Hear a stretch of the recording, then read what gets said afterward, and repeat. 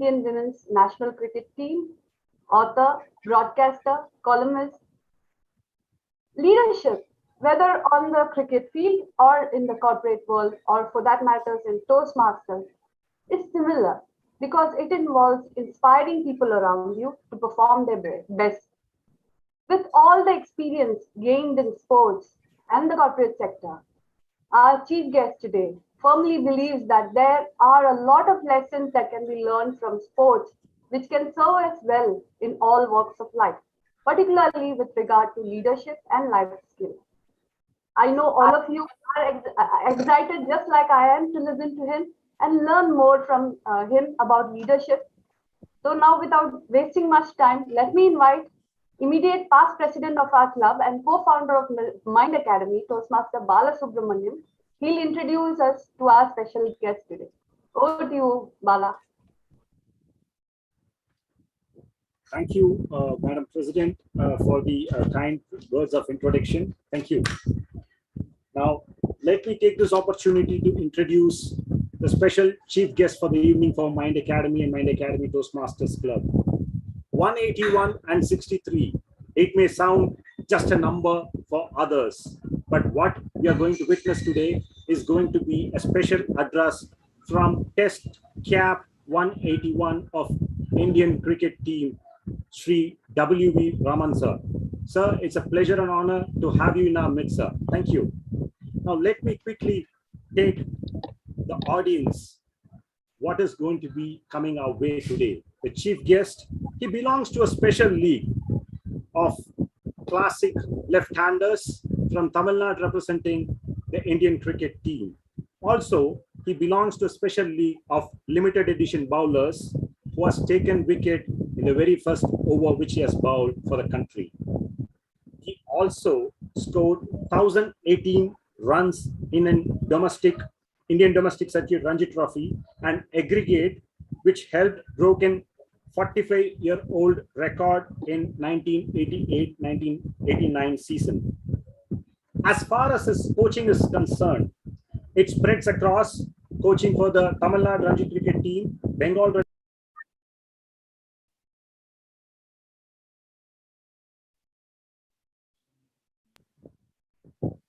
Okay, am I audible now? Yeah, now you're audible, Bala. In between it was muted. Yeah, I think it got muted. Thank you. So his coaching experience spreads across different teams, spreading from Tamil Nadu Ranji cricket team, Bengal Ranji cricket team, and also he has served as the batting coach for Kings 11 Punjab, and he has been also the coach for Indians women's cricket team. He has authored the book, The Winning Sixer, The Leadership Lessons to Master. His knock and centurion has been etched in history forever. Sir, the credibility which you were expressing during one of your sessions reminded me of the very famous saying of Field Marshal Sir Manik Shah, where he says, you got to be impartial, be it any walk of life, when you are aspiring to be a leader. We are blessed enough to listen to you today, sir. The floor is all yours. Please take us through your insights as far as leadership and in cricketing field and beyond, sir. The virtual floor is all yours. Thank you, sir. Thank you very much for your kind words and the introduction, and wish you all a very happy Onam.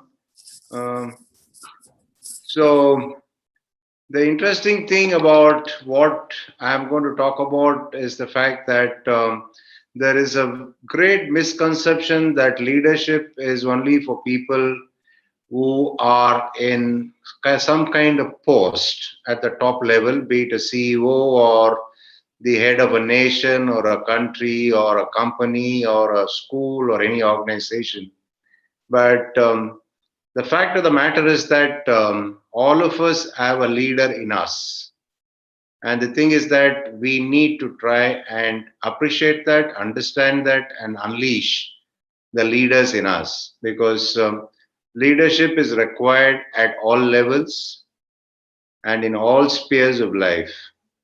Now, for example, even if you take a day-to-day task, like a traffic constable, at least in this part of the world, in India, he's got a fair bit of work to do, I promise you. Uh, if he doesn't exhibit management skills and leadership skills, the traffic is going to be chaotic. Or even if you look at a parking attendant in a paid parking lot, he's got to sort the things out so that vehicles are parked in an orderly fashion where it's manually taken care of, not like the ones abroad. So he's got a lot of work to do. He's got to ensure people are orderly, people are making it a point to ensure that they get their the stubs so that they pay when they come back, because not many parking lots are run by the uh, computerized machines these days out here, even though there's been a big start. So if you look at it in every which way, even let's say a homemaker, she's got to display a lot of leadership skills. She's got to display a lot of management skills for the house to run smoothly, and for all the family members have to run their life smoothly. So, which means that leadership is required at all levels. Every individual can be a leader, and it'll come in handy no matter what you do in life. In terms of a leadership in sport, what happens there is that you are first made to lead, you're first given the opportunities when you're young, and then you're left to swim in the deep end and then learn it by yourself. And that is why the ability to take decisions or to take risks on the field is something that comes as a matter of second nature, because a lot of guys have been used to leading their teams from an young age. Now, compare it vis a vis to what happens in the corporate world. You get educated, you go into a business school, you are made to go through a syllabus, and then you apply whatever learnings that you had in the university or in the school or in the management school. You apply it for a few years. Then, if the top bosses see something in you, that's a judgmental call again. If they see something in you, they earmark you for leadership in the future, which means that it's going to take a fair bit of time, and you're also programmed to be a leader in a sort of way. It's not that you're going to be a leader who's going to be natural, who's going to be spontaneous, who's going to do things at the right time without worrying about what consequences may entail in the event your decisions go wrong. For example, if you look at the particular decision MS Dhoni made when he was a green on as far as captaincy is concerned in the inaugural T20 finals. He brought in a bowler who nobody would have backed or nobody would have thought of. He introduced a bowler in the last over where it was a case of death or glory, a kind of situation. So he brought him into bowl, and we know what happened then. And the fact is that if we were to lose that game, I'm sure everybody would have had a go at Dhoni, till kingdom come, till the time people discuss cricket and that World Cup, or people discuss Dhoni's captaincy skills. Which means that as a leader, you got to assess the situation and try and take decisions without being worried about losing your job or your position in the event your decision is proved to be wrong, or your decision doesn't work out favorably. So that is something that is a key element as far as leadership is concerned, is the decision making thing. That is very, very critical, because anybody can be nominated as a captain or as a leader. Because let's look at it, in a team there are 11 players playing a game. Why is one guy asked to lead the team? What is it that he's got to do that the others can't do? He should be capable of taking a decision. That is what is important. And even in the corporate world, what happens? Yes, you can have plethora of meetings, but at the end of the day, the top man, the leader, has to take decisions and ensure that the company has to go forward in the right manner that it has to achieve its objectives. I was talking about leaders having to take calls and sometimes it's judgmental. What is also important for leaders is to know the difference between being judgmental and between being, an assessor. Judgment and assessment are two different things. They may be synonyms. It's like I wrote in that book. You could be called famous and you could be called notorious. But we know in what context the word famous is used, and we also know in what context the word notorious is used. So that is what is important. The thing is that we need to take our time in assessing whatever it is that we are assessing, whoever it is we are assessing. We will be assessing situations, we'll be assessing persons, we'll be assessing our decisions, somebody else's decisions, somebody else's talents, skills. We cannot be judgmental. We have to assess. What is the difference between being judgmental and between being, an assessor? Judgment is something which is final in my books because once you make a judgment about somebody, you don't revise it. What you tend to do is that you tend to go ahead having judged that X cannot do this particular job or X is not capable of doing what is required in this particular job. But whereas when you assess a person, you say, yes, in that particular situation, even though that was the right thing to do, conditions beyond his or her control, you know, were beyond control, so it didn't work out. So you will revise the assessment about an individual or the situation or the way forward. So that's a huge difference that leaders should know. And the other important aspect of leadership is just shedding your ego, because ego is something which is not going to really help anybody, be it a team, be it an individual, or whoever it is. What is going to happen is that ego is going to be your enemy, and the fact remains that it is of no help. Yes, as an individual, you can use ego to your advantage, you can use it positively, you can benefit out of it. But as a leader, what ego does to you is that it undermines your ability to reason, your ability to assess people, your ability to remain calm, your ability to absorb pressure. Yes, now the other thing, absorbing pressure, that's one quality that every leader must have. Because if a leader is incapable of absorbing pressure, what he's going to do is he's going to transfer it to the people around him, to his team. And you know what happens when somebody else is going to be subjected to a lot of pressure, or the entire team is subjected to pressure. It's going to underperform, it's going to make a lot of unforced errors, it's going to make a hash of things.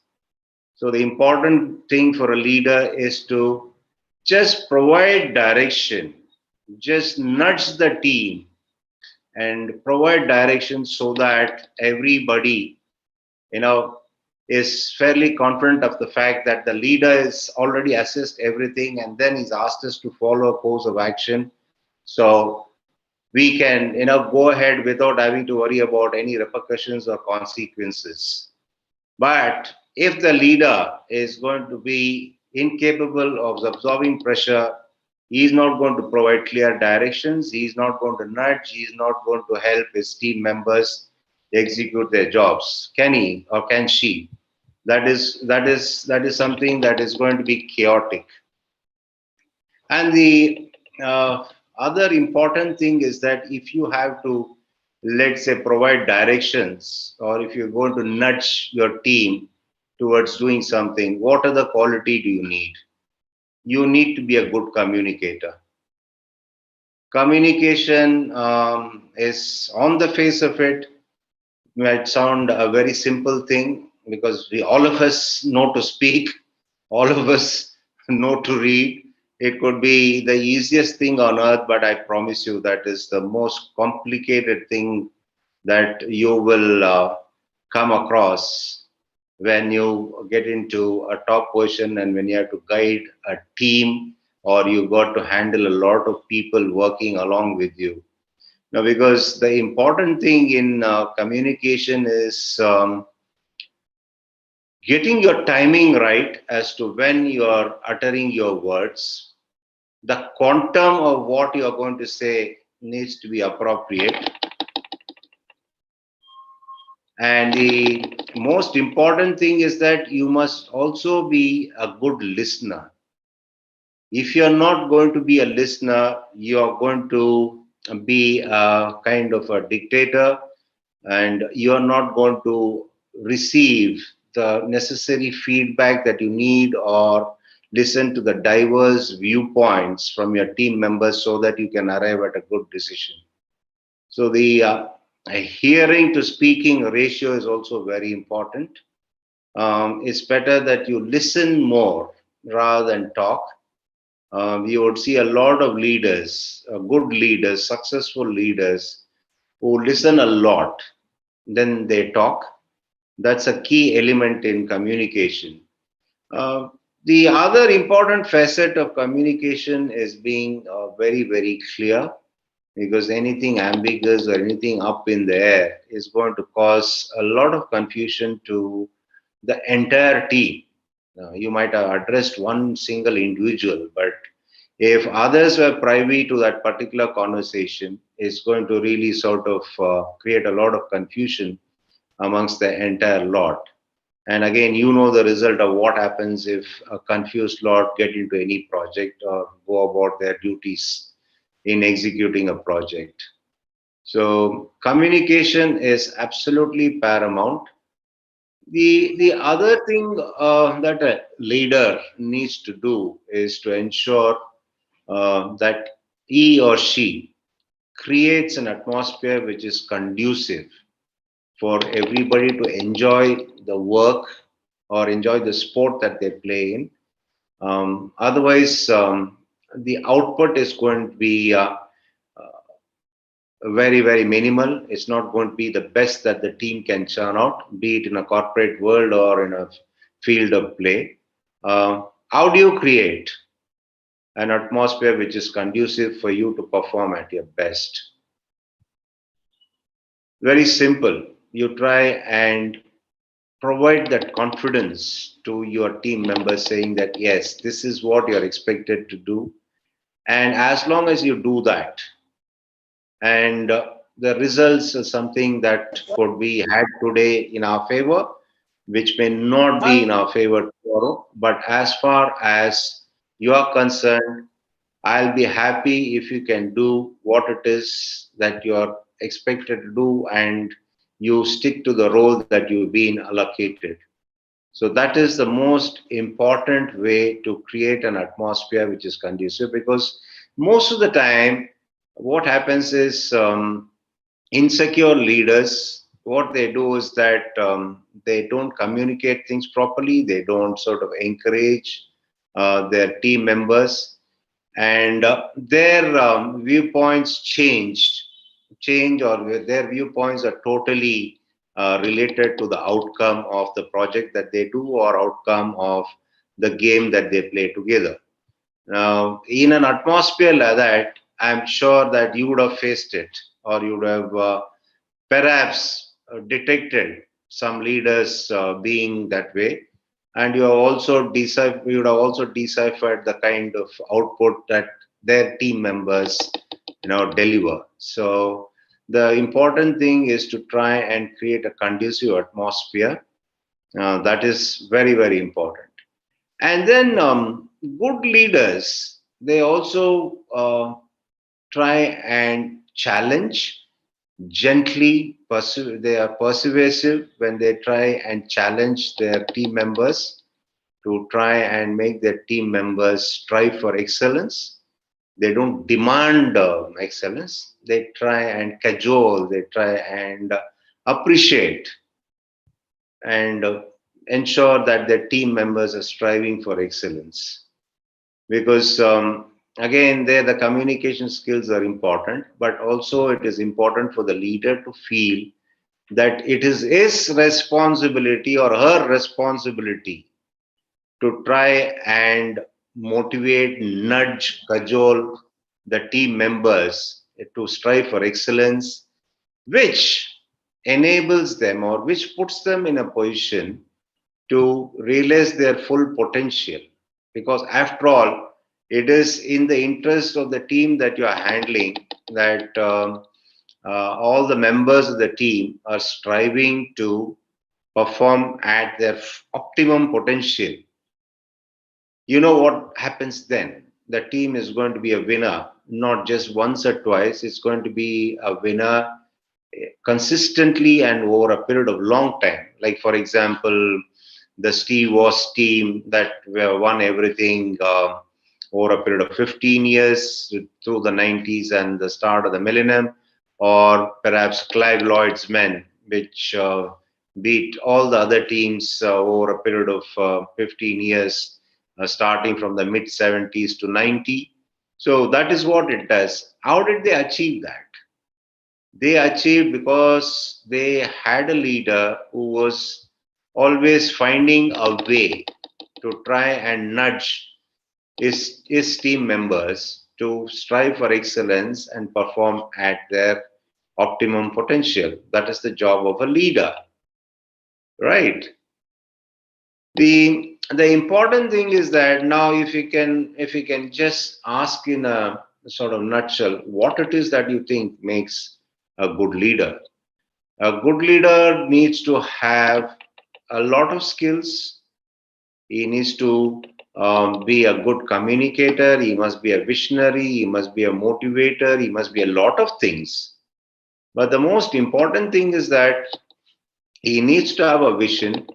Apart from that, his personal qualities are very, very critical here. He must be an impartial person. Why is it important? Because it's only then he is going to create that element of trust in his team members. And only when the team members trust each other, they trust their leader, when trust is a kind of uh, quality that is important in any relationship, when trust is prevailing in a group, when they are working under pressure, in high pressure environment, when the stakes are huge, then you know the outcome of that efforts of the team will be fantastic more often than not. Whereas if a leader is going to have his favorites, if he's not going to treat everybody equally or as each one of them expect to be treated, then that becomes a madhouse. That particular team will become a group of chaotic uh, rogues. That is what it will eventually, lead to. Yes, the important thing also is about a a leader having to be very, very clear. He should also have a lot of conviction. Now, conviction, why does he require conviction? You might ask me, I would rather prefer a leader having more courage than conviction. But the fact is that if a leader does not have the conviction, if he just has the courage can be a dicey thing on its own. Because courage can make him take decisions which are not the right ones, and courage can make him brazen out when things go horribly wrong and when he or she is at fault. But conviction that this is the right approach, this is the path to take, this is how the team has to approach a task, this is how they like to execute a project, and that is only then the chances of succeeding is high. If a leader has that conviction, then he is going to be clear in his communication. He is going to be a good motivator. Then he is going to really sort of lead them, not from the front. He is going to be right behind his team members. Being behind doesn't mean the leader is a laggard or he is inferior. He is there right behind you as your backs. That's what I mean when I say he is right behind you. That is important for a leader. He's got to have your backs. He's got to be right behind you, no matter how badly you do or the kind of mistakes you're doing, as long as you're, making the effort that you are capable of doing. So this is something which is very important for a leader, the conviction part of it. Otherwise, he's not going to be one, he or she is not going to be the person who's going to really sort of uh, get the team to perform. So it's not a easy thing being a leader, but yet it is something that all of us have in us. It only requires us to be honest with ourselves. We got to look ourselves in the mirror. We got to say, yes, boss, this is what it is. Nobody need tell you. We know it. Once you're capable of being a leader, you don't need others to tell you personally as to how you're going about your job. You look at yourself in the mirror, you'll know where you're messing up, where you're doing well, where you need to buck up. For example, I was just back to broadcasting after a long gap. I started commentating when I finished my career around 2000. Then I did commentary for 4 5 years. Then I went into coaching and other things. Then I came back to broadcasting now. What I did was that I needed to know for myself as to what it is that I'm doing. How is it that I'm faring? What I did was I sort of downloaded one app which would enable me to record my stints of commentary, and then I would play it back to see where is it that I'm really, lagging behind, where is it I'm doing well.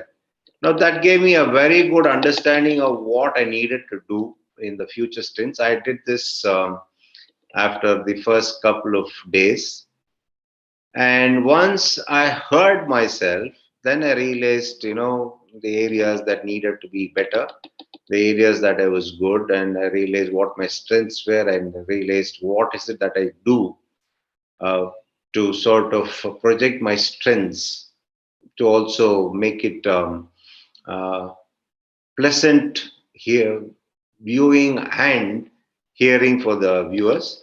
So that gave me a very good idea, and after that, things were different. It was a case of me trying to assess myself. I was not being judgmental there. I was assessing myself as to what it is that I was doing.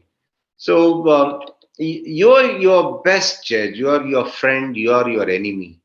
If you're clouded by ego, if you're clouded by vanity, you're going to think that everything that you do is right, And if you're not one to be clouded by all those things, you will look at what you need to do better and you'll do it. And that will give you a lot of satisfaction. Forget others. Imagine the kind of self-satisfaction that you get when you suddenly find, okay, you found that you had to improve in this particular aspect, and you improve it. You say, oh, come on, yeah, that's fantastic. You don't need to, sort of, in a way, need others to really sort of motivate you. If you can have the conviction and if you have the open mind to look at yourself in mirror and find out what it is. Like, for example, when I was working with the Indian women's team, I was chalking out a program for them so that they improve upon their fitness. I didn't give them any numbers to achieve. I said every once in 3 months we'll have a physical conditioning camp, and each camp I want you individually to improve the numbers by 20%. So that way, what happens? You are challenging them. They enjoy it because they say, okay, it is all up to me. There's no fixed number. For example, let's say if there is a mile to be run, let's say if the norm is 7 minutes, for example, if I give them somebody 7 minutes, somebody must have already been just about there. So they're not going to make it 6.5 minutes. So they're going to satisfy that 7. And if somebody is doing at 5.5 minutes, what happens? To improve our timing by 90 seconds over a period of running 1 mile, that's a tough ask. So they are going to get discouraged. So that's why I said every time we assemble again for the fitness camp, you need to improve the numbers by at least 20%. And in the interim period that they were out of those camps, they were given individualized programs by the trainer. There again, I did not button because that is not my domain expertise. I told the trainer, you got to assess each one of the girls and give what it is that program that is suitable for each and every girl based on their numbers, their physique, and their training habits. So the other thing that a leader needs to do is to respect the skills of his other team members and also give the freedom for them to do what it is that they know to do best, and also respect and appreciate the domain expertise of his team members. Yes, you just have a title as a leader, but that doesn't mean you're God. That doesn't mean you're well versed in all aspects of life. You can't do all the jobs that the other team members are doing in a project. You're just a leader. You're just putting things together. There has to be somebody who needs to handle, bring these people together, keep them together, make them work together, make them happy, make them perform at their best. I think that is the best way of summing up a leader. You're just there to do something because somebody has to do it. It doesn't become your domain, or you don't become God overnight just because you're a leader. So you're there to sort of ensure that everybody gets a fair share of the pie. And when things go wrong, you must have the courage then to admit that yes, you did not really sort of envisage a few pitfalls, or you could have done a few things better, wherein that particular failure could have been avoided. That's when you need courage. But in terms of going for a project, doing a project, executing a project, you need conviction. So I think I've been talking for a while now, and hopefully I made some sense, and there was some thing for you to assimilate, and maybe you will find it useful in your whatever it is that you're doing in your life now, and hopefully in other things. So with this, I thank you all for having me over, and also for even entertaining the thought that I could be of use to you. My words could inspire you, or could help you in your life. And before I wind up, I would like to wish you all of you the very best, and may God be with you and give you all the success that you wish for in the future. Thank you. Thank you, sir. Thanks a lot, sir, for Thank taking you, us sir. through that wonderful session with regards to leadership in cricket field and beyond. You have made this evening special for all of us, W.V. Raman sir. So for all the for the benefit of the audience, if you have any quick queries, one or two, we don't have much time. So I will flash in a number in the chat box. You can just flash in your queries to that number. So that will be taken. So till that time we receive the queries. So this is a WhatsApp number. So you can just flash in your queries to this number. So till the time we have been received the queries. So once again, thanks for bringing and special onam to all of us, W. Raman sir. So let me take this opportunity to invite the founder, director, and club sponsor of Mind Academy Toastmasters Club, Sri Muralikrishnan sir, to share his thoughts and insights about today's session, sir. As he rightly said, it was once a dream and it has become a reality today. Over to you, sir. Thank you, Bala, for the opportunity, and thank you, W.V. Raman sir, for inspiring us this great evening. Before I start, let me wish all of you a very happy Onam and good evening to one and all. Thanks for joining. If I may sum it up in one sentence, whatever W.V. Raman sir mentioned, as he rightly mentioned about leadership, you are just there because somebody has to do it. And if that is there in all of us as leaders, I think that sums it up in terms of leadership. And quite some of the great examples which which I could listen from him is about when he mentioned about him coaching the women's team, the idea which he introduced in terms of improving themselves 20% each time rather than giving a target. These are all great tips for any leader. It's not giving a target. We always say that we all are unique. We all have individual capabilities and individual talents. It's not one yardstick which can measure all. And we apply this to our leadership, event endeavors as well. Rather than measuring students or in one yardstick, inspire them, motivate them to move forward. Each time, even in Toastmasters, we talk about this, when it comes to table topics or speech competition. Our competition is not with our competence. It's about we competing against ourselves and each time enhancing or upgrading ourselves into the next best version. So thank you so very much, sir, for this great inspiring message. We learned a lot, and I was so inspired when you talked about leadership, starting from a homemaker, a parking attendant, and a traffic cop, and how leadership can be applied in day-to-day life. Great thoughts, sir. And these are the kind of inspiring thoughts that we need when it comes to leadership. Normally, when we say, when you started, sir, as you rightly said, when we say leadership, it's all about, corporate kind of leadership that we talk about.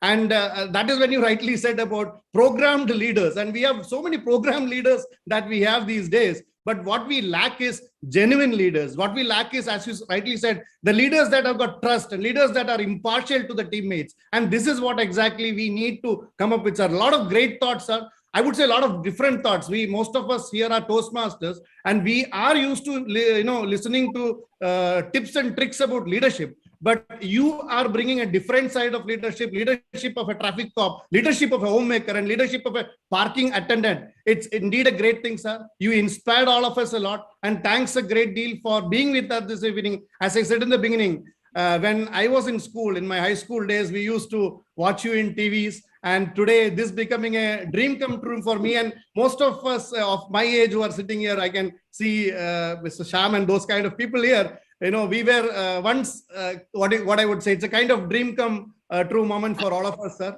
Thank you once again. Listening to a leadership topic from a cricketer or from a sportsman. Thanks a lot once again, sir. Thank you so very much. Really inspired. Back to you, Bala. You're welcome.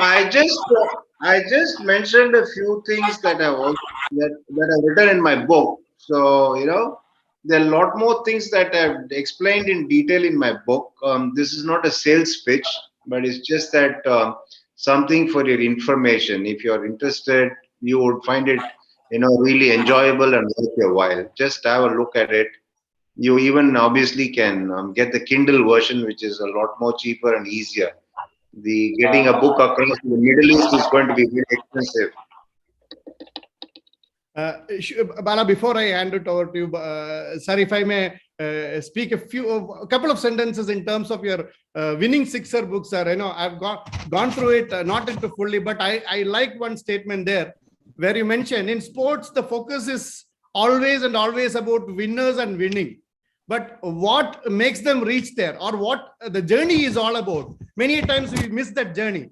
And that was indeed a great statement, since you mentioned about your book. And this is probably one tip which I can say to you all. It's all about the journey. We applaud or we rejoice the winning moments or about the winners. But it's a journey that counts. And we always speak, be in the process as far as we are in the process. And that is what helps us to transform. Thank you, sir. And I request all of you to get a copy of that. Indeed, a great leadership lessons. Thank you so very much, sir, for inspiring all of us. Back to you, Bala.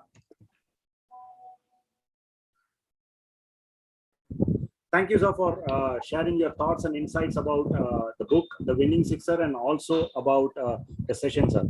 W.V. Raman, sir, there has been a flurry of questions coming from authors of other books and the people who have attended the session. If I may ask you so, sir, a couple of questions. The first one is, may I, sir? Yeah, sure.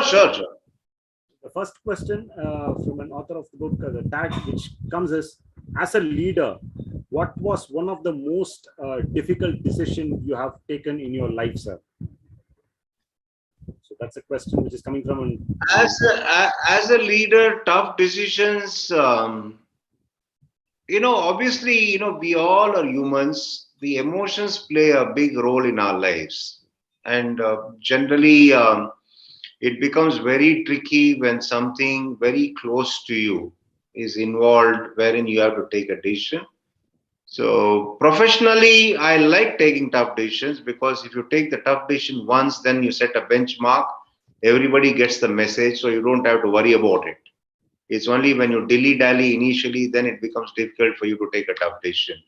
I think the most difficult decision that I ever had to take was about getting my father operated because he suffered a heart attack on an overnight journey in a train, and he somehow pulled through right through the night. He comes, reaches Chennai from Bangalore next morning, and then his lung is damaged 90%, and the cardiologist says it's curtains, but he sort of survives that on medication. Then we find a doctor who was brave enough and who also says that I'll operate him despite his age. Don't worry about that.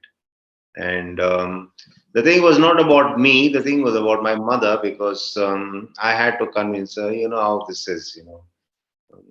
The relatives sometimes can be very sort of confusing, especially um, when the spouse is already confused. They add to the confusion. So that's that apart. What happened was I told my mother, instead of you going through a lot of pressure every second, that he's moving about without getting operated, you would rather go through the pressure for about 2-3 hours, and if the operation is a success, you don't have to worry about it for the next whatever number of years. And my mother, being a very stoic woman, she said, what you say makes sense. And then I said, on a personal level, I said, if we don't operate him, something goes wrong. I can't live with that regret for the rest of my life. So it's something that I would want him to go through also. So it worked out, and when he died, he didn't die because of another heart attack or because of any problems with his heart. He died due to a different reason. So that is perhaps the most difficult decisions I've had to take. Indeed, sir. As they say, every journey has a lot of challenging moments, and I believe that is indeed quite challenging. And the way you have put across, sir, that's something as something inspiring.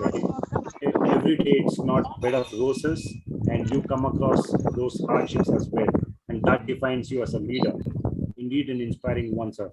And as we say, inspiring, we have an inspiring figure in our midst, the Saudi Arabian Toastmasters last year's attack chair, and he would like to ask this question to you, sir. If I may ask, in your opinion, what are all the top 3 qualities or habits a true leader should always focus on? This is coming from distinguished Toastmaster Perry. So your thoughts and insights, sir.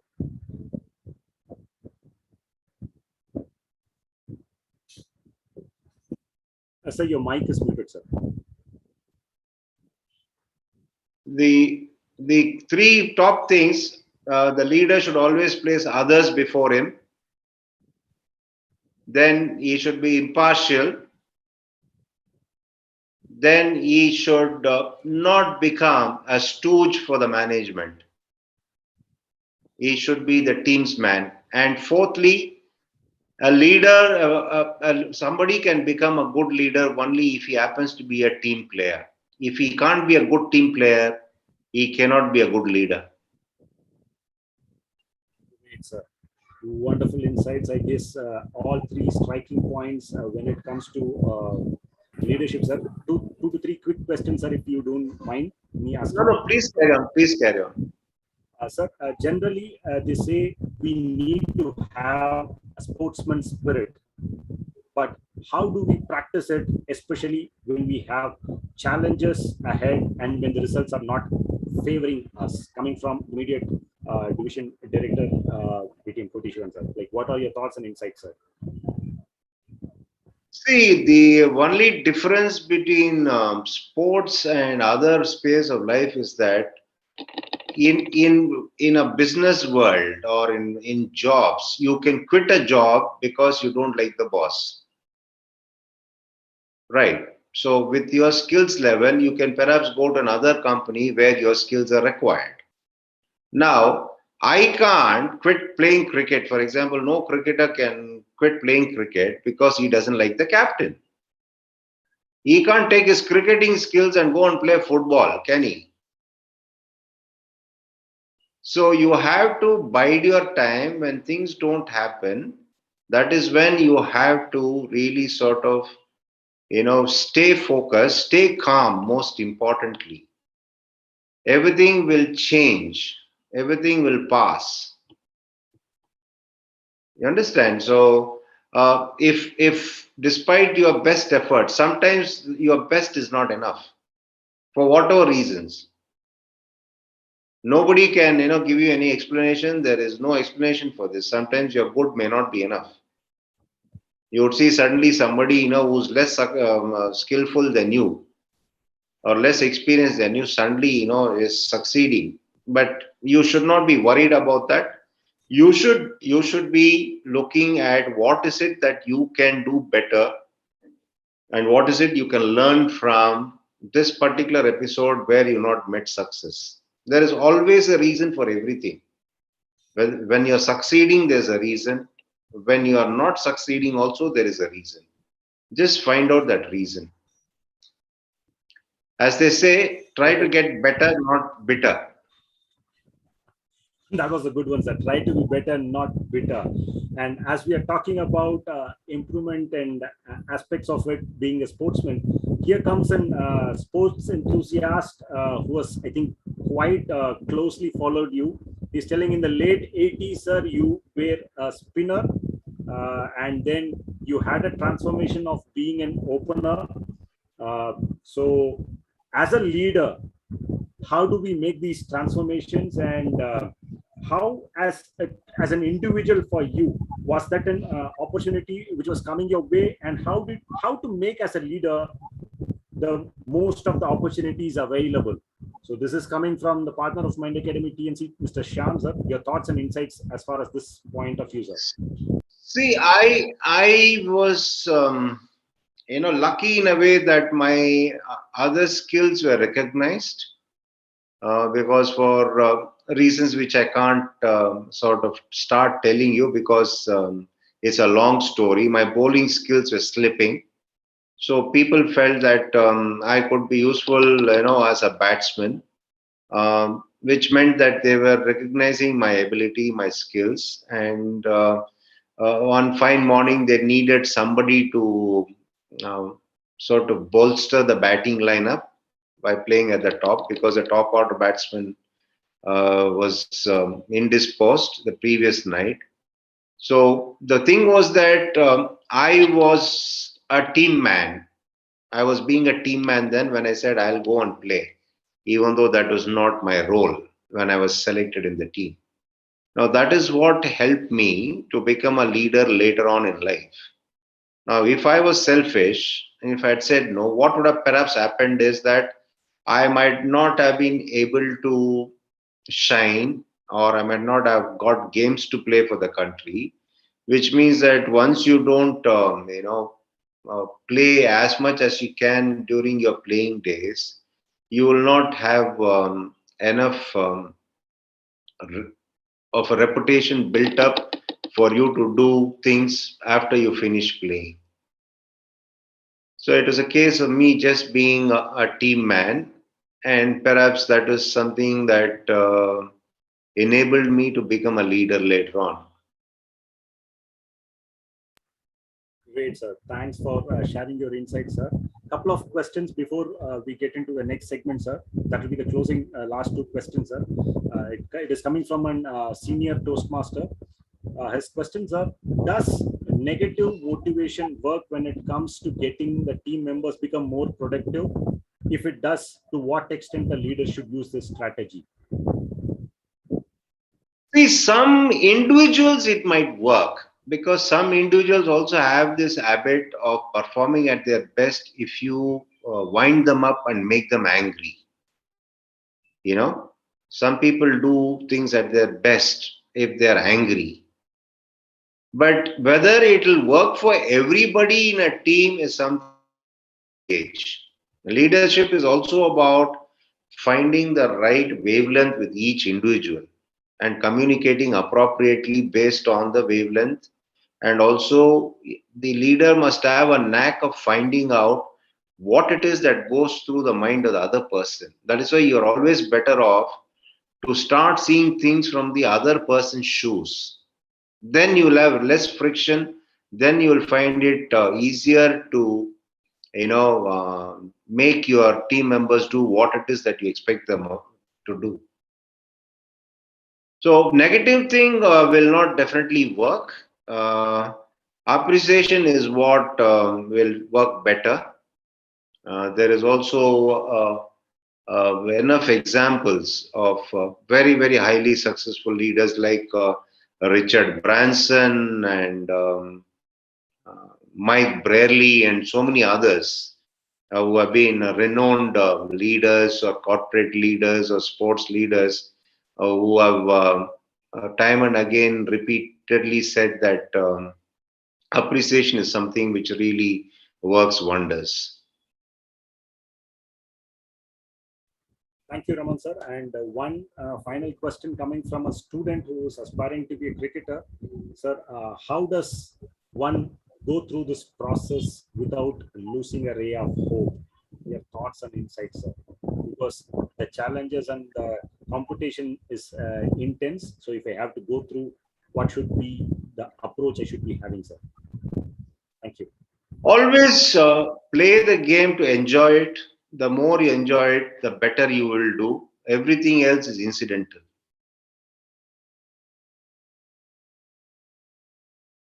Because never set yourself a target, because what happens is that puts a little bit of pressure on you. So you need to enjoy the game. Enjoyment makes you perform better, and only when you perform, you'll enjoy the game. So this is something that you cannot escape. Ask anybody who's played at whatever level, be it first class or international level, they'll tell you that you need to enjoy, vice versa also. And the other thing is, not everybody would be, lucky enough to play for the country. A lot of people try it. Like, for example, I might have wanted to do something else in life. That didn't happen. You first need to find out where is your calling in life. And also, if you're decided this is where you're going to be, then spare no efforts and don't get distracted by anything. Don't measure your skills or your ability or assess yourself as a person based on what it is that you're doing on the field of play or the results that you produce on the field of play. So all those things, see, you, whatever you are as a person, that's a constant. Yes, as a cricketer, you need to improve upon your skills. That's a different story. But it cannot be the other way around where you're going to be gauging yourself as an individual based on what you achieve on the field or what you don't achieve on the field. Okay. Got it, sir. I think the message has been well conveyed enough for the aspiring cricketers, sir. It's all about enjoying the act which we do. Thank you, sir.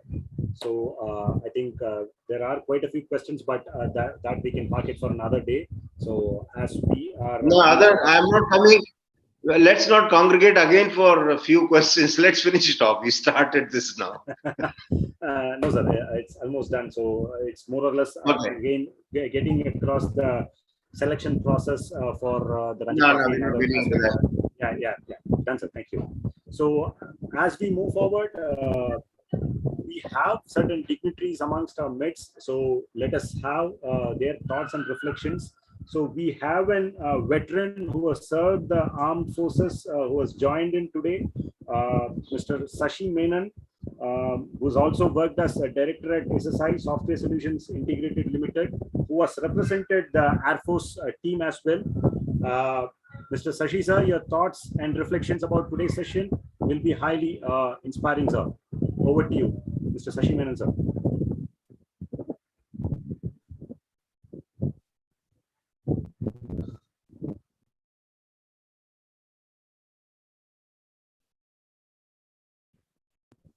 Mr. Sashi, sir? Can you hear me? Yes, sir. Yeah, Can very you well, hear sir. me? Please go ahead. Good evening. Good Very evening, well, Ms. sir. Bala. Good evening, everybody. Good evening, sir. So nice to have me on your program this evening. I'm extremely honored and privileged to be with Mind Academy Toastmasters Club and speak a few words this evening. In fact, I have been following all your programs conducted by you, and I'm truly very impressed with the kind of efforts the team out at Mind is working and progressing from strength to strength. You're all on the right track and making a headway in the right direction. So happy to be here today, this evening. Thank you.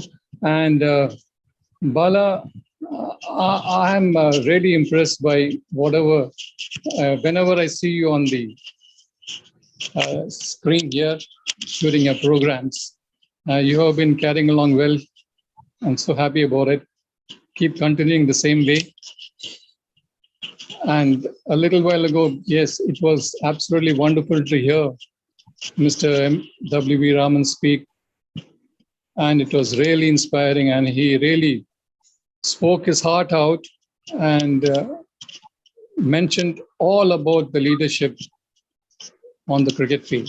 I'm so happy he has touched every subject, every aspect of the game and how a leader should carry himself along. I have been a cricketer myself, like Raman, and having played Ranji Trophy from the services in the early 1970s and later playing in the first division of the TNCA League in Chennai, I must admit that there has been a vast improvement in the standard of the game played in nowadays and now.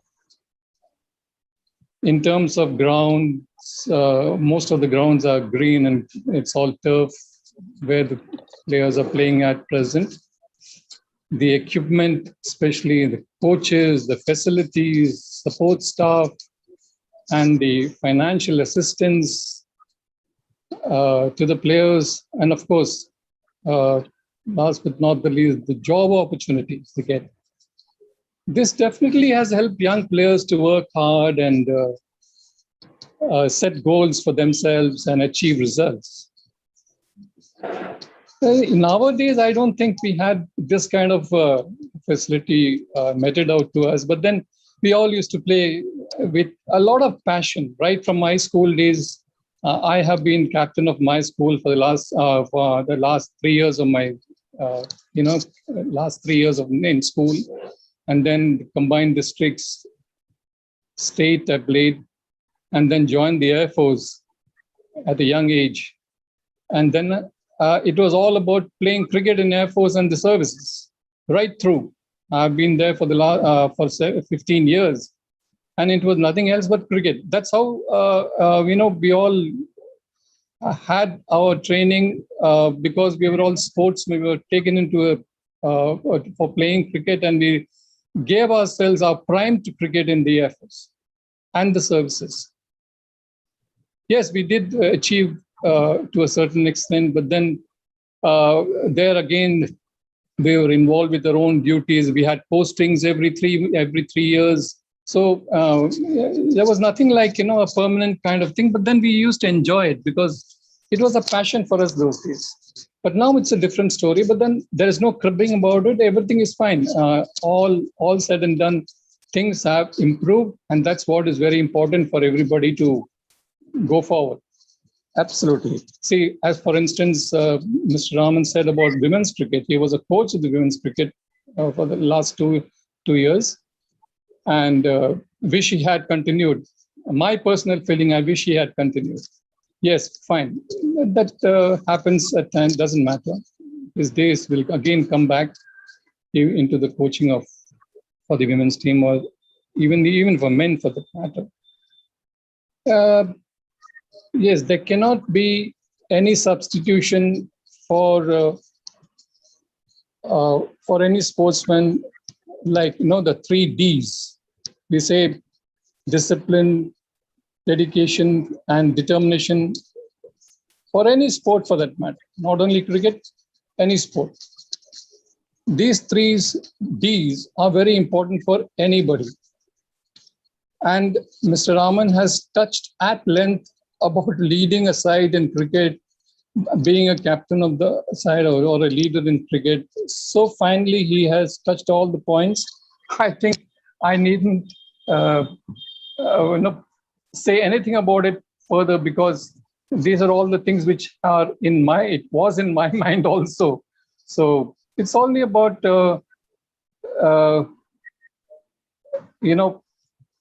leading from the front and quick decisions taken by the leader, lifting up players' morale by instilling confidence in the players whom he's leading, have belief and expect the best out of his team and of course, his players. And if this is all very important, and last but not the least, he definitely he has to be the brand ambassador of the team, which he is carrying along. And that will be the most important aspect for a leader. I think I've been given only a few minutes, and I've crossed it, I'm sure. So it was all of a sudden, Mr. Murali Krishnan spoke and asked me requested me to speak. And then I said, okay. So I think I've taken too much of your time already. And so I shall conclude thanking all of you at Mind Academy, especially Bala, Murli, and all of you there, having given me this opportunity also. I wish you all the very best of luck in all your future endeavors. Take care and stay safe, and wish you all a very happy Onam festival. Thank you very much. If I may butt in, Mr. Menon, thank you very much for your contribution towards the nation, and also in ensuring that we are all safe and secure. Thank you. Thank you, Raman. I admire everybody who has served in any of these services, who has been a part of the services, and it's my privilege to have at least heard you talk. I couldn't see you play, but anyway, it's a privilege. I heard you talk. And if you were half as good as the speaker that you are, I'm sure you would have been a fantastic cricketer. Thank you, Mr. Raman. And incident, I did meet you last when Mr. Dharmalingam passed away 2 years back. And That day. Okay. You were just after me when I had placed the wreath, and you had come behind me and then paid your respects to him. A great cricketer himself, Mr. Dharmalingam. I can never forget him. He was also along with me in the Air Force. Yeah, he was. He was much senior to me. And that's why I was there. On behalf of the Air Force, I had placed a wreath. And it was very nice talking to you today, Raman. So nice. Wish you all the very best in your future endeavors. Thank you, and wish you the same as well. Thanks, Raman. Thank you, Sashi Menon sir, for sharing your thoughts and insights. Yes, Murli sir. No, just to thank you, Shashimama, for the presented honor for me. My pleasure. My blessings to you on this Onam festival. Take care. Thank you, Shashimama. Wish you all the very best. Thank you, sir. We would also like to listen from SATAC Chairman, DTM Periyanagam sir. So if you're around, your thoughts and insights to this session, sir. Thank you, Toastmaster Bala. Can you hear me? Yeah, very well, sir. Good evening, Team Mind, and a very special Good evening to the speaker of the evening, Mr. W.V. Raman. It was a pleasure, and it was so much of awareness, awakening insights that you did share, Mr. W.V. Raman. And especially, I like the way that the style that you adopted today for your program is all based on the practical experience. And as they say, the leadership is not something we learn out of books. Leadership is to be practiced and comes out of experience. And I think every little bit that you did share, I came a little late, but was it's a pearl. And especially in the Q&A session, with the spontaneity with which you responded, Mr. Raman.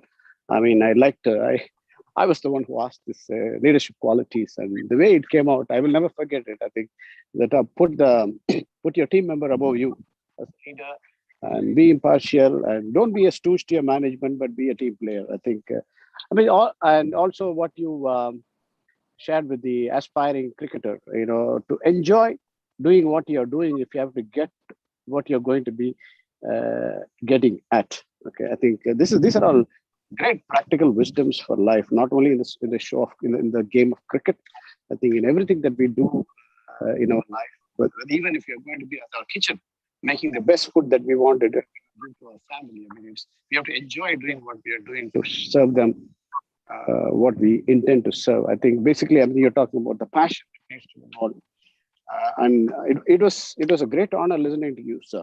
And by the way, I am, and I was an ardent fan of W.V. Raman when he came into play. I think I was in the engineering finals, 87, 88, somewhere in that time. And we were all in Guinea engineering. And we had this longing for, we want one stylish South Indian batsman. I'm sorry to say this, we're all Indians, but we were longing to see a player from Chennai. And we were so happy whenever you came in, walked in with the stylish left-hand strokes that you were making.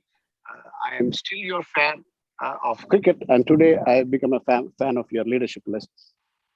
Thank you, sir. Thank you, sir. Very much. Thank you. Thank you, Sir Chairman, distinguished Toastmaster Perry, for your thoughts and reflections. And quickly, it will be a pleasure to listen from Mr. Shyam Shivashankar, founder of TNC, and again a sports enthusiast. Shyam, sir, your thoughts and reflections, sir. So much, Bala, fellow Toastmasters, guests, and Mr. W.V. Raman in particular. What goosebumps it gives us, right? And as Murli said, we were the 80s guys, like studying in school, and then when we came, I was brought up in Navy, and so I was always following cricket with my teammates. And yeah, W.V. Raman was known to be a spinner, left-arm spinner, coming 6 down for Tamil Nadu. Perhaps there were a lot of great players like V. Sivaramakrishnan, T. Srinivasan, and so many of them. T. A. Shekhar, L. Sivaramakrishnan. So I thought that was a time when M.J. Gopalan Trophy also used to be run. We used to follow cricket like anything. And then he saw suddenly Raman coming out to bat in a test match. And today, those things that come back after the kind of century he made in South Africa, I remember the one-day match. So all those memories keeps coming back when I see W.V. Raman on screen. It would have been good to meet up personally, but yes, I have met and played with Kirti Asad when I was playing for the SAIL team. And so cricket always keeps igniting so many passion in us. And to learn the leadership lessons and so simply put across, like it was like I was walking in a cricket field, seeing the seaming wickets and all those, and batsmen playing fluent off drives. Today's leadership lessons were as smooth as silk, like almost similar to what when David Gower makes his cover drives. Today, W.V. Raman walked us through or taught us through those lessons. It was a beautiful coaching lesson today, not only for me, for the entire team present here. Thank you, Murli. Thank you, Bala, for bringing in such stalwarts into such Mind Academy meetings. And I'm sure I'm going to buy that book, that Winning Sixer, and let us move forward. Thank you so much, W.V. Raman, sir, and all the best. Happy Onam to everyone. Thank you so much. Thank you. You're welcome, sir. Thank you, Shyam, sir, for taking us through your reflections. And indeed, that was a quick and inspiring one too, sir. Thank you. So let me quickly listen in from Dr. R.J. George, sir. if he's around. Prajat, sir.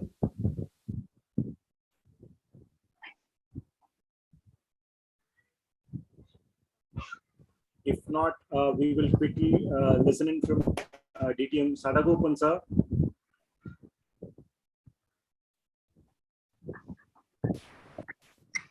Distinguished Toastmaster Kotishan, sir, you may share in your thoughts and reflections, sir. Are you audible, Bala? Yes, sir, please.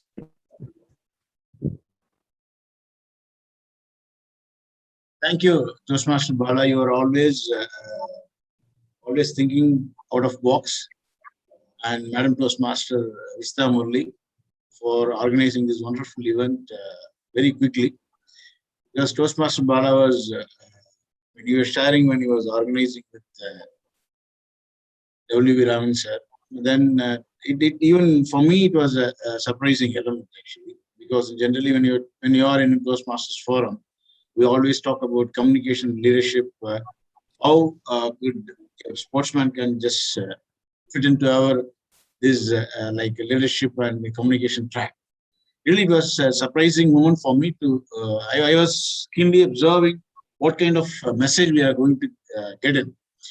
In general, we just talk about in the books. We talk about ego, judgment, assessment, team leader, team player, confidence, courage, coolness, decision making. These are all we know about the terms, and we all just come across in the management terms. But today, I could able to witness how it has been connected with the series of events. He never talked about a corporate world or corporate leaders. He talked about a common man. He talked about it in daily we are facing them, we are seeing them. How he connected all these terms. That's wonderfully. Then I could able to realize. Then that's a statement Toastmaster Bala made. Sir, he wrote a book. Then I understood what is the skill he is having it. How beautifully he just related the messages in sequence with a common incident. So that's what I was seeing our Mind Academy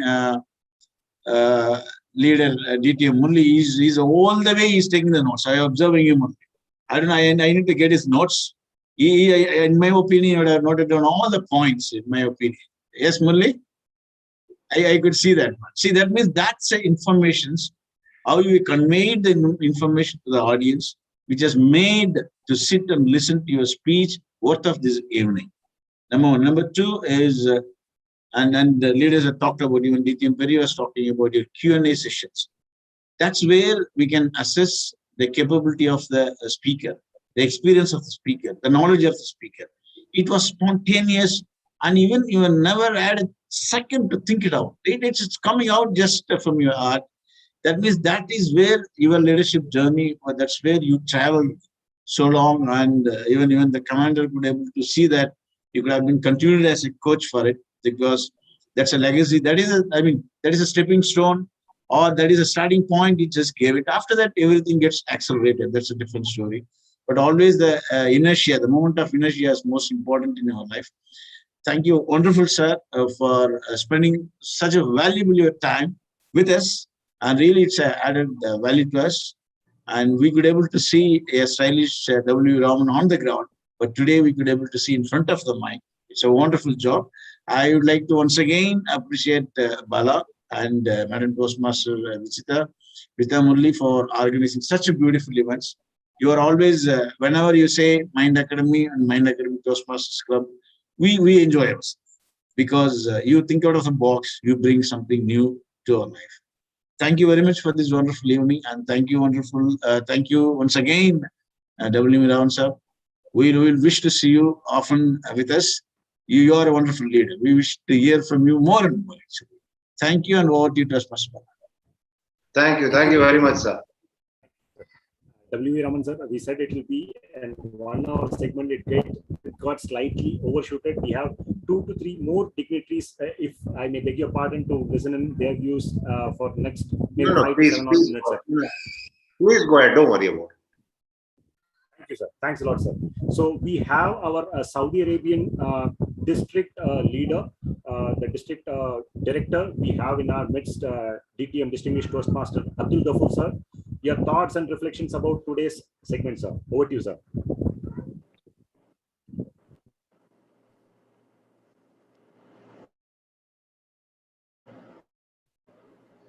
Thank you so much, organizer Toastmaster Vijita Murali. It is a real surprise to see W.V. Raman sir. I am a fan of you. And the way Mind Academy Toastmasters Club and the organization itself, Mind Academy, the concept of Mind Academy, are being built and being nurtured. It is really amazing for all of us. It was having a professional touch, personal touch, and versatility was there, has been there. Today's event also, you see, the leadership has no limitations. We can witness leadership anywhere at any time. Being our spouse, we can see their leadership inside the kitchen or inside the drawing room. As parents, we display our leadership qualities at various levels, inside our office, inside our schools. As W.V. Raman said in the cricket field, off the cricket field. So the way Mind Academy and its Toastmasters Club transforming individuals into better human beings is just amazing. I have been associated with this organization. The Murali is one of my close friends in Jubail. And I really appreciate the services you are doing, not only for the present generation. They are grooming, they are molding, they are mentoring a group of younger talents to build maybe new India, new world. We don't know. But you have made the right step at the right time. That I can assure you, leaders. And the presence of W.V. Raman himself is a right example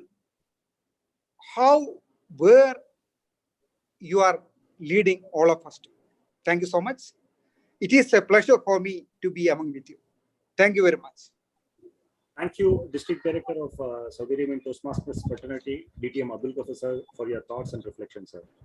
Division EL Director A.K. Das sir, your thoughts and reflections about today's segment, sir. Over to you.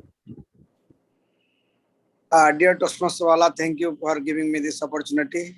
I thank first of all Madam President Vijita and our team, creating something different, bringing something different out of the box. Really, it is a pleasure for our division. On Division L, I thank W.V. Raman Saab for his kind presence and inspiring us. I was actually in the middle, I left for another one. Then I was listening at the leadership qualities. I had seen W. Raman when I was in the college days, and I had seen him in the field. But today I was observing as a leader how he was explaining the leadership qualities, and particularly when he was talking about the absorbing shock. As a leader, he should have the capacity to absorb the shock. Yes, this is a very important quality that we should, remember in our life. And many lessons I take it from the leadership stories. End of the day, it is a very great evening, and we will be needing your support many times, so that it is really inspirations and for all of us, and also for our new generations. And thank you very much, W. Raman Saab, and also Mind Academy. Wonderful job creating again history, keeping as I always believe that taking Toastmaster beyond. That is our opinion, and that also, W. Raman Saab shown that leadership beyond cricket. This is another very inspiring thing. Thank you very much. Wish you all the best, Raman Saab. Thank you very much for your inspiring words. Over to you, Master Toastmaster. Thank you, sir.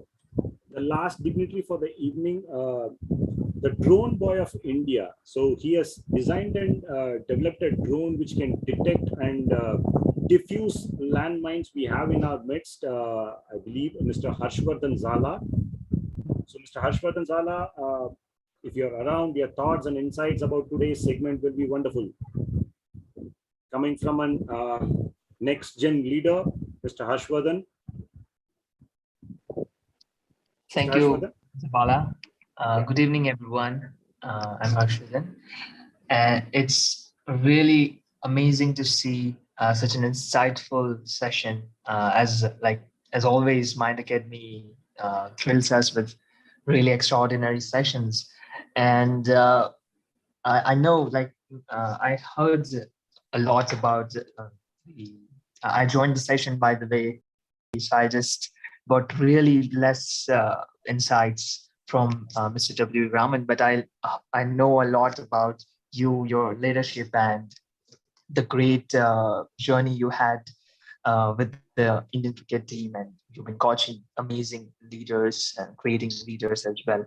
So I must say that having such really inspiring leaders for the next generation is what we need in today's day for our nation and for the world.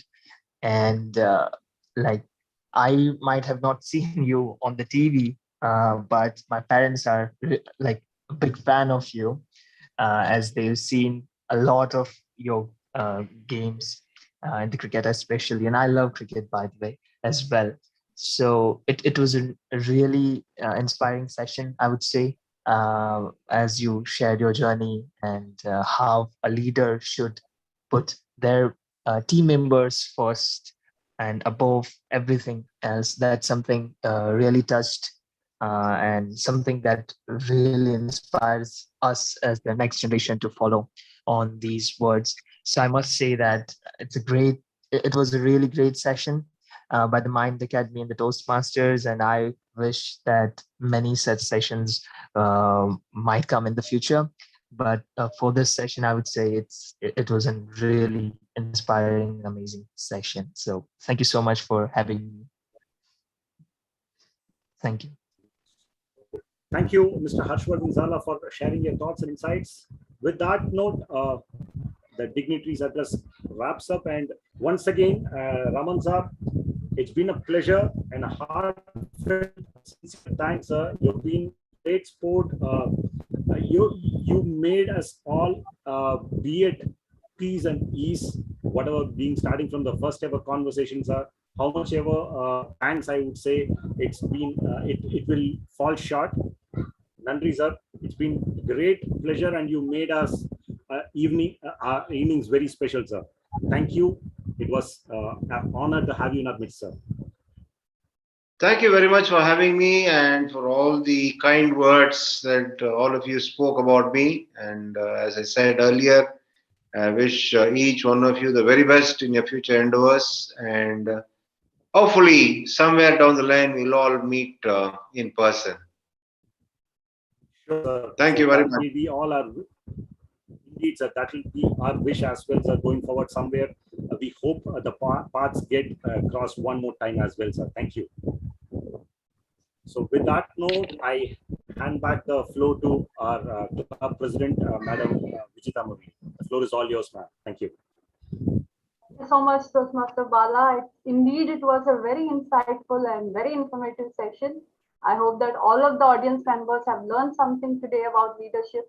And doesn't matter who you are, even if you are a housewife or a student or a person on the sports field or a Toastmaster, it doesn't matter. Leadership is in everyone, all of us, like sir mentioned. I'm totally impressed.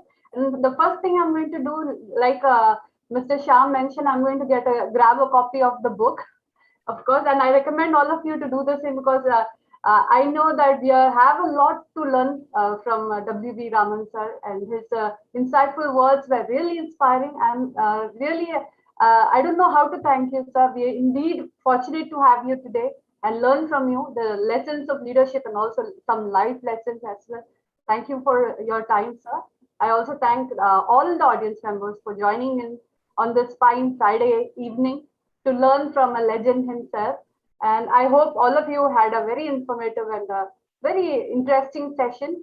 And we'll be back with more such sessions and more such legends and inspiring people Thank you so much once again, all of you. And first of all, let me thank Bala because he got us in touch with this great personality. Thank you, Bala.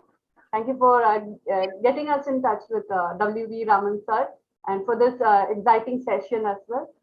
So thank you so much. I wish you all a happy Onam once again. Thank you and good night.